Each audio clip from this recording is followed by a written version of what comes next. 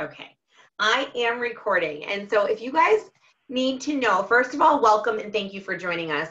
This is like take number 40 for us trying to make this interview happen. Marsha is zooming in on her phone to get the audio. I don't understand what's going on, but it's going to work. Perfect. It has to. Okay, it's going to work because this is such valuable information, and I'm so excited for her to share her story with you. So if you were on our live before, you saw that the internet would not let us finish, and so we decided to shoot this Zoom, and we will post it live for everyone to see, because what I was saying before, my name is Stephanie Villers, and this is Marsha, and we are going to be talking today about how it is totally okay to be skeptical and to really, really ask questions before you decide to join a program. Any program, whether it's for wellness, weight loss, energy, fat burning, muscle gaining, a workout program, it's okay to ask questions because you want to make sure that what you are going to do is going to align with what your goals are and with what fits your lifestyle. And so I asked Marsha to share her story because it was a unique story in the sense that so many people can relate to it. And they may be watching and they may be thinking these thoughts and not wanting to say them out loud, or not even wanting to be open to speaking to someone about it. And I want you guys to really hear the process of how you get from that point to having success in a program. So I've known Marsha since freshman year of high school, and we never really kept up after high school, but we have a lot of mutual friends. And in July of 2018, I was living on the lake for the summer, and I got a call from a teammate, Kim, and she said, I have a three-way call with a friend of mine, and she has some questions for you. And I said, sure. I said, I'm literally at the lake with my kids, so you're going to hear them in the background. I'm walking around with the baby, but I'm more than happy to help. And I share that with you because that is the beauty of this business. People think that I am on my phone all the time or on a computer all the time or at these networking events all the time. And the truth of the matter is the base of what I do is connecting with people and answering questions for people and being support for people. So I can do that anywhere, and I can do it freely because it's what I love to do. And I love that that gets me to meet people like Marsha and to bring them into my life and to bring them to you, because that energy is not just something that falls into your lap. It's something that you have to create in your life. So I'm going to give Marsha the floor. I'm going to mute my line so that you can hear her well. And I just want you to take us back to kind of what led you to this program. Let's start there, kind of what led you there, and then what were kind of some of the questions or thoughts or blocks that you had in your head before you decided to start? Okay, well, thank you, Stephanie. So yeah, I mean, you were a freshman, I was a senior. Your brother was in my same class, I think, or maybe he was a year behind, I don't remember. And when you said to me over the phone, like, I know you, and that was kind of interesting, actually. And I was like, oh yes, I remember your brother Julius. But anyhow, going back to being overweight, a lot of weight came on in my mid to late 20s when I had two kids. I was really home a lot. My son had full-time therapy for his autism that kept me home. I had 18 months apart, so I had the giant diaper bag. I still worked. We worked opposite shifts, my husband and I, so that we didn't have to have any daycare, and my mom would help in, jump in when a couple hours here and there during the day. I ate for convenience, and then I would turn around and say, no, I need to lose all this weight, and then I would eat nothing but chicken, and I was bored, and I would go back to eating for convenience or say, well, the weight didn't come off anyway, so who cares? Eat whatever you want. Now, you see these systems, I'm trying not to say I'm training myself. You see these systems that people share, and they say, oh, this is the best thing in the world, come buy this shake and do that thing, and then they fail in a couple months or a year later, and I would watch that happen. So I had never really been attracted to any of those shake programs. I had tried many, many years ago. My mom had some bars, I don't even remember what they were called or if they even still make them, but they left this horrible aftertaste in your mouth, and there were supposed to be these protein bars, and I just wanted to brush my teeth. I couldn't believe I just ate whatever that was. And and nothing about any of those shake systems ever appealed to me. But, years go by, your body changes. I would exercise and diet and then give up because I had no results. Try it again, give up because I had no results. I didn't have anybody behind me either pushing me and motivating me or saying, well, try this or try that. Oh, you're having a hard time, try that. I never had that. And I'm not uneducated. I'm a smart person. I understand nutrition to a degree. I'm a nurse. I know a little about a lot. And when back in July of 2018, I was at my absolute heaviest. I had gone to a doctor's appointment, and when she told me how much I weighed, I was in absolute shock. It sort of set a panic button off in me.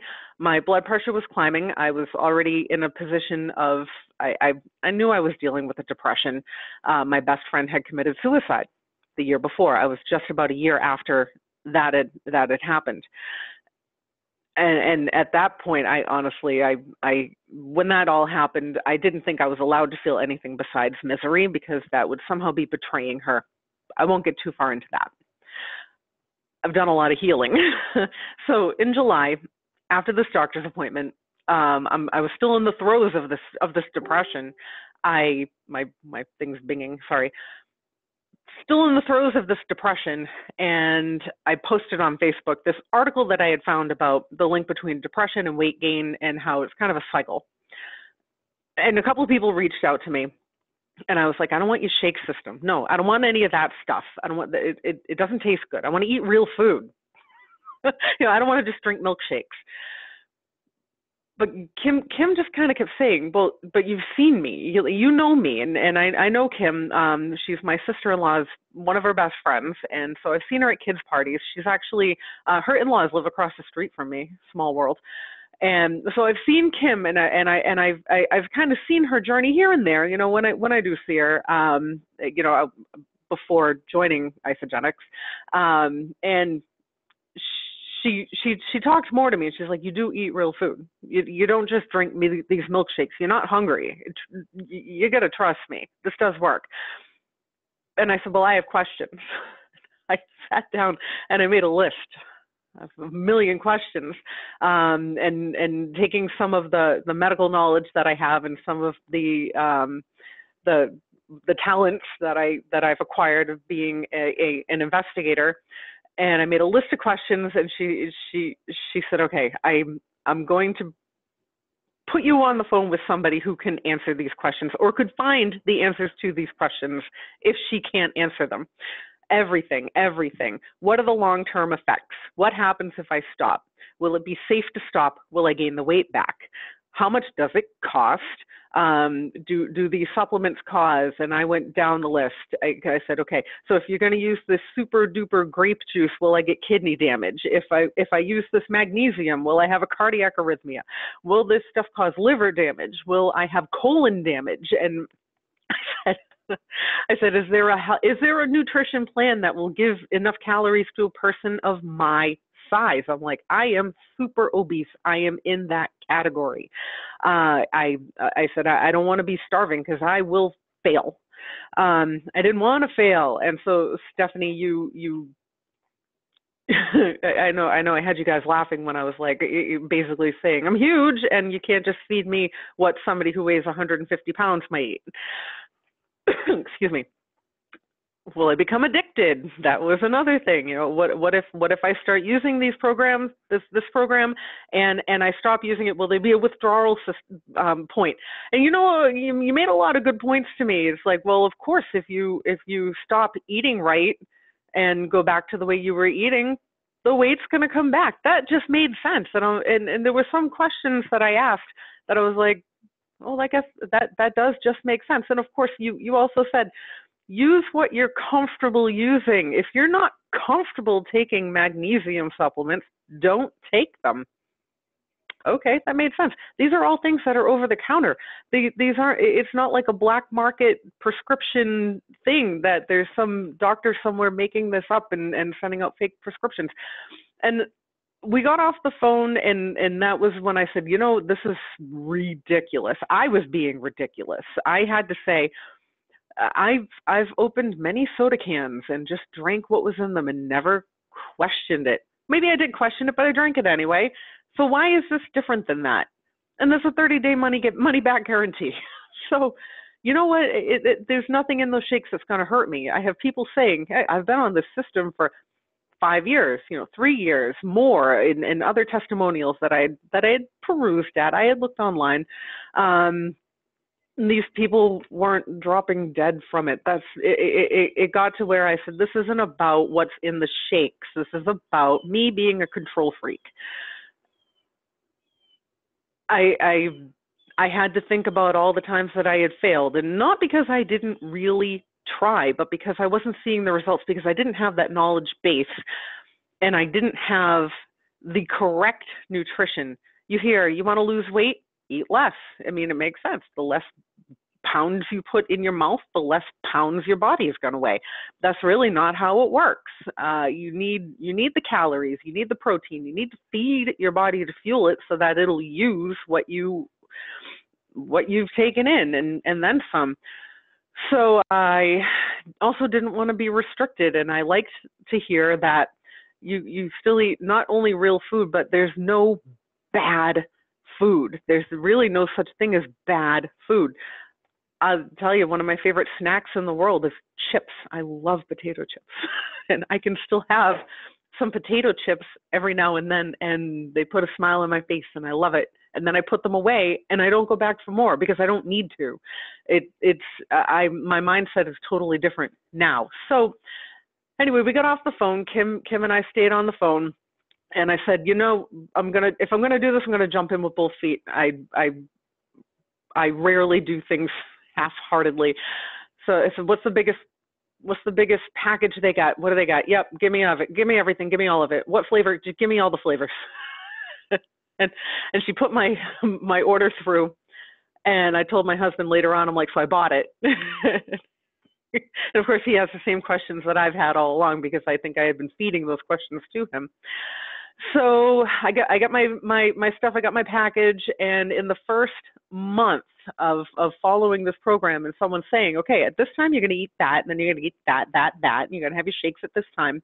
I did it entirely. I also, one day my daughter made cookies. I ate that cookie and it was delicious. And I had no regrets. I really didn't. I wasn't worried about something like, well, if I eat that cookie, then I'm going to throw my whole diet off, or, you hear some people, I'll be out of ketosis. And I didn't want anything like that. And I didn't get anything like that. That's the best part. So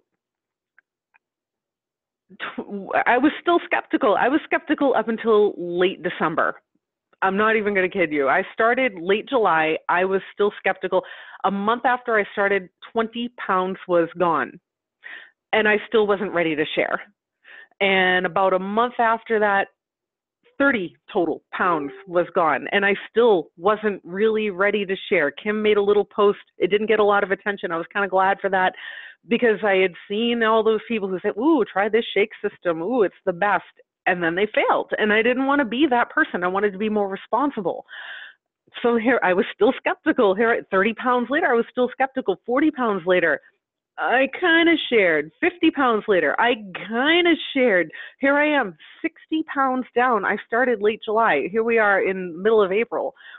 I am 60 plus, but I'm at a point where I'm only sharing every 10 pounds, because that's how confident I am in that I'm going to get there. I'll be 70 pounds soon. It'll happen. And I see the fluctuations too. When I do weigh myself, maybe a little more than I should, but that's just me. And I see the fluctuations, but I know that they're normal. And I know I had hit a plateau, mid-December until about mid to late February. The scale didn't move, but there was other things moving. Mostly my abdomen was moving to a position it should be at. And I had to say, ignore that scale. Look at it, pay attention, but don't obsess, which is something I had always done before. And I could get online and say, hey, I've hit a plateau. I know it's a real plateau. It's not just, that week that maybe I was bloated because that time of the month or whatever. This is a real plateau. And I got, well, try this, or, well, you got to look at the overall. Have you done your measurements? And it's just little things like that, or just sometimes there's the dumbest little question that I'll have, and it'll be in the middle of the night, and I can throw it on Facebook, and someone will get to it later, and they always do. It's even if it's nothing pressing, I know that there's somebody there to support me, and I can look at something and say, wow, I can relate to that, and I can support that person, which is the back and forth of it. And the real connections with people that I've found, people that I've actually known for 30 something years, who have joined before or after me, and I'm like, hey, oh, you're doing this too? This is fantastic. We can do this together. And you know, Lisa and I are going to share a room at this boot camp thing, and don't try to control us, because it won't happen. What you just described is everything. I just want everyone to take that in for a second. You went from someone in July who is like, let's be honest, those questions were a form of your block, right? I don't want to fail at this. I don't want to do this. So how can I logically come up with a lot of reasons why this wouldn't work for me? Like, that's what those questions were, right? That is, like I said, it was me being a control freak and needing to say, hey, I need somebody else to drive this ship. You drive the ship. I'm along for the ride. What do you need me to do?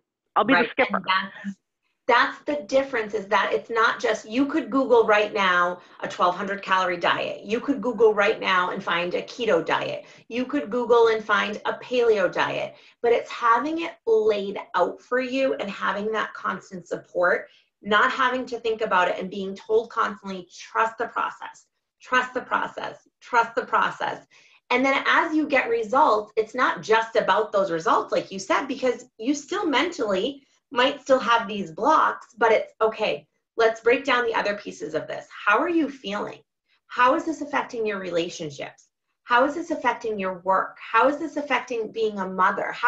And then you really start to change your entire mindset around everything, because you feel better. Like, and you have more energy because you're eating what your body needs, versus the normal diet where it's like, I'm dying, I'm hungry, I want everything in sight. Like, did you ever feel like that on this? No, I never felt that way on this. And like I said, I have days that I say, you know, I'm going to have a couple chips, and I have a couple chips. It's not a big deal. I have days when, you know, today they had a going away party for one of the doctors that works at the hospital I work at. And there was, I had to laugh. I was like, okay, so does everybody get 2 bagels each? Because there was bagels everywhere. But there was things like, you know, there was yogurt and some fruit, and there was some chocolates. You know, I had some yogurt, I had some fruit, I had a couple chocolates, and I know that it's fine. It's fine. I'm not going to do that all the time. I wasn't craving them. They were there. They were like the little flat Lindt chocolates that are actually pretty good. And I don't like Lindt chocolates, but I like the little flat ones. I had 3 of them. They're teeny little things. I had 3 of them. No guilt. I enjoyed them. I knew that those 3 little chocolates weren't going to put me off my diet, because now I'm home now, and I'm going to have a good dinner. I'm going to have vegetables and some lean protein, and tomorrow, and tomorrow I'll be completely back on plan, and those chocolates are gone. They're gone. And so the other part I wanted to talk about too is you worked out before doing this. So it's not like you had never worked out. You were active. Can you tell us a little bit about what you were doing and how your workouts may have changed with your fuel being better and losing weight and all of that? Oh, absolutely. So I am not even a month away from testing for my black belt in Taekwondo. So I've been doing this for a few years. So I'm not brand new to this. I was going twice a week, which isn't really a lot. And I had a gym membership that was just something I paid for. Going to Taekwondo twice a week, that was a tough workout for me at that time. I was still doing it. I was doing it consistently. But running around that room 20 times and doing the push-ups and sit-ups and kicks, I was winded. I would leave there wrecked. I I had also 2 years ago, I had torn the meniscus in my right knee. And I don't know if I'm pretty sure it happened a long time before that. And I just re-aggravated it. And I had to have surgery to correct that. So that was a setback in my world. I continued to do Taekwondo after I healed from that, but it would still bother me. My joints were bothering me, my hips, both of my knees, especially my right knee. I couldn't do a real push-up. I tried hard. I tried consistently. I tried a lot, and I just couldn't do it. I can remember curriculum. I can learn that stuff. The physical part of it was really hard. When the weight started to come off, I said, I feel good doing this. And then I ran around the room 20 times without stopping. I said, wow, I did that.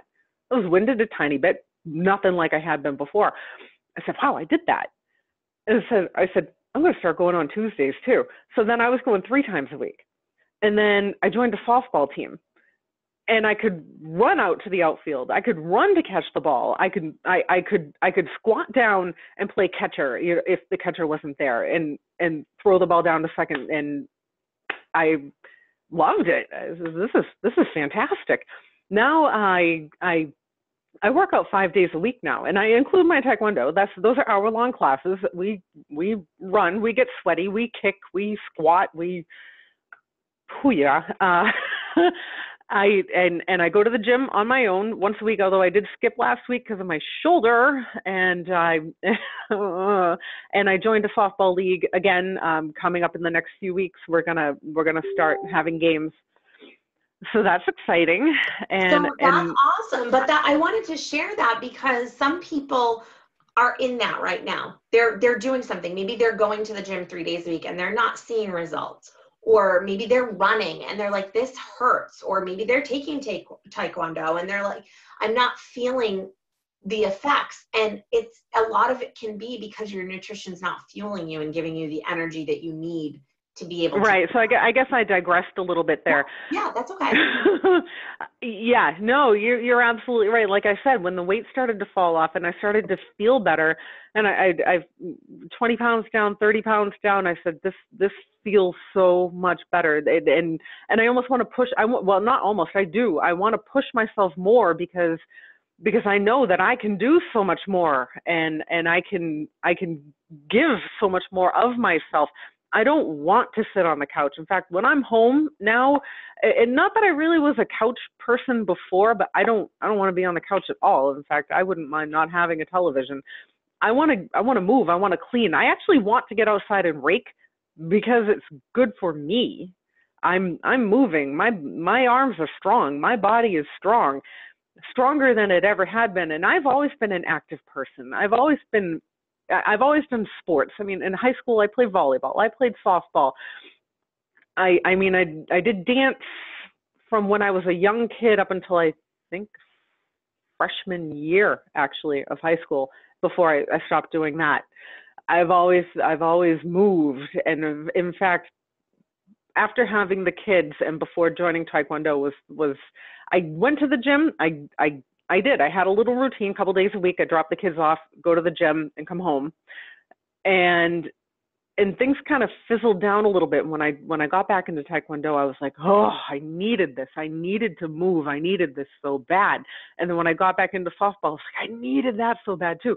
So yeah, I've always been an active person. I wasn't just a couch potato sitting around eating bonbons. I've put into myself, but I never had that balance. And now that balance is there. It's totally there. My physical activity, my nutrition, my emotions, even so many things are in check. And I mean, I know that the other shoe could always drop. I know that there's always, the potential of something catastrophic happen. We get that.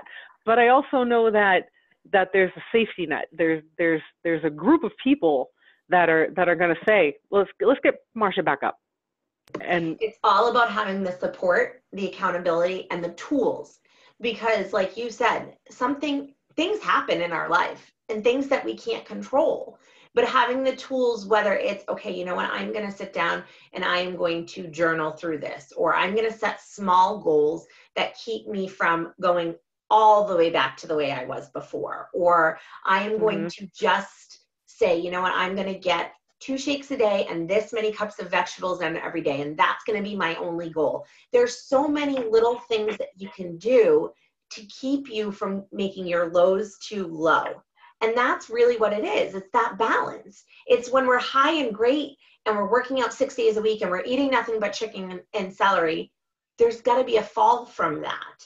And, you know, when we're low and we're not doing anything and we're not moving on the couch, there's got to be a way to rise. And so finding something in between that you can do consistently is really where it's at. And it's amazing to listen to you now, because you are officially one of those people who are like, this program changed my life. And you probably thought those people were crazy. Yeah.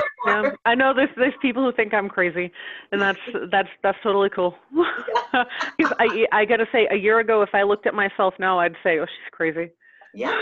Yeah. And that's totally fine. So what would you say to someone who's watching right now going, I want that, but I don't know if that's me. I don't know if I have the time. I don't know if I'll like the flavors. I don't know if I can afford it. What would you say to them? I would start with, those are all my reasons for not doing it sooner. I would say the flavors are amazing. Get over yourself.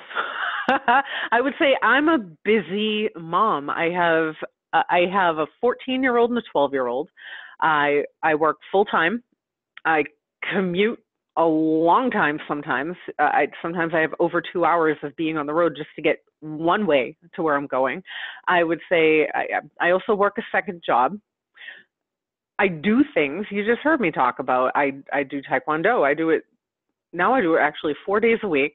I go to the gym. I'm going to play softball when that comes up. I keep my house relatively clean.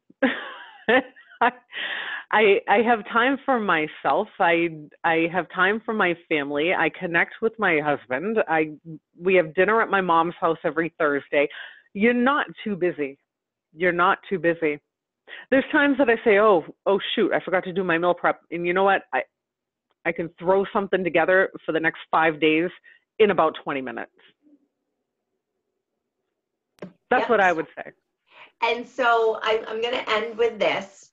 We are scheduled to go as a team with I think there's 17 of us, to a strong camp over the summer. And Marsha was like, I'll go. Didn't even really know what we were going to do there, but she's like, I'll go. And I still don't know. Yeah. I'm so excited. You're going to have so much fun. But that's something that our team does. We do these events together, bond together, all of these things. And so, you know, they're out of people's comfort zones. They're things that, what made you say, I'll go? And I want to end with this because I want to show the mindset shift. I don't know what your answer is, but I just want to show the mindset shift for someone who's watching and thinking, I could never go to a strong camp. I would never do, like, thinking that. But what made you say, I'll go? Oh, what made me say I'll go? You know, honestly, I was so interested in, well, that's going to be totally different and something I've never done and way outside that comfort zone. But I also have recognized, you asked me to do that after the Super Saturday, right? Okay. Super Saturday was outside my comfort zone. And I said, walking into that, I said, you know, time to find a new comfort zone because the old comfort zone wasn't working for me. So I'm going to go to this strong camp thing. I have no intention on being Superwoman. I have every intention on doing what I can do and pushing myself to do some more. We'll find out how much more. I'll find out how much more. With the right mindset that you know, there's this world of people who find fitness so fantastic that they put a whole weekend aside for it. Why can't I be that person? And I'm going to have to get off soon.